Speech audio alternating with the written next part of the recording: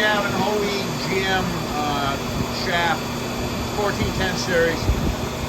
This is for my customer Alan's earlier Duramax truck. I don't know what year it is, but it's 1410 series both ends, and this is an OE shaft. And the ask was, could I put an end on the one that he had here, this one here, and I had some ends and stuff. And so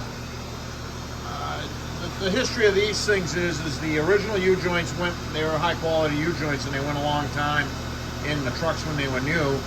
And then eventually these trucks, they always eat the rear U-joint first, and you know, the tendency has been to put a lesser quality joint in that hole, and then the cycle begins. It eats it quicker, and then it fails again, and eventually the yokes get pounded out. When combine that with the road brine and the electrolysis between the steel caps, the steel clips, and the road brine, the corrosion caused by the dissimilar metals, just makes the problem even worse. So you can see that's clapped.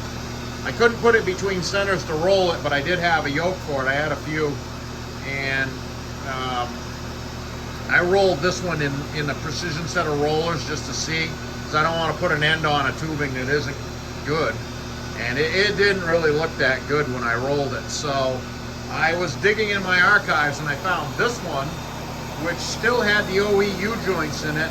It must have been from somebody's project. I don't know what. I've got, you know, I mean, I do drive shafts for a living, so I accumulate things. So, and it was the right length. It's 70.5 inches long, same as this one, and the right U-joints. So, and I took the OE U-joints out of this shaft myself, and so the yokes pressed, the new caps, U-joints pressed back in. I put a pair of 1410 series Spicer snap tights in it. Those are the best U-joints on the road, and so it's going to have good durability for whoever gets this truck next, or Alan, whatever he does with it. And it's tuned up now, so that's spinning about 2,700 RPM. Zero at the rear axle, dead flat zero, nobody home, and zero at the transfer case, same thing, nobody home.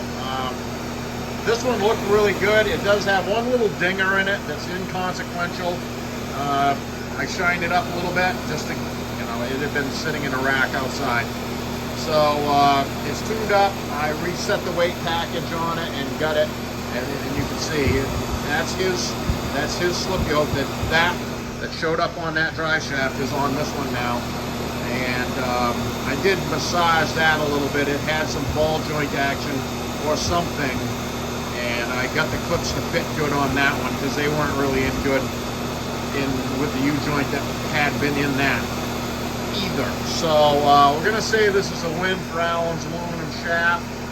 And one other trick I do with these is I soak those caps in the aluminum with zinc paint to just protect the clip area and to try and minimize the corrosion that just plain, you know, it's because of the road brine. So that's what I'll do to it, and we'll be getting this back to Alan.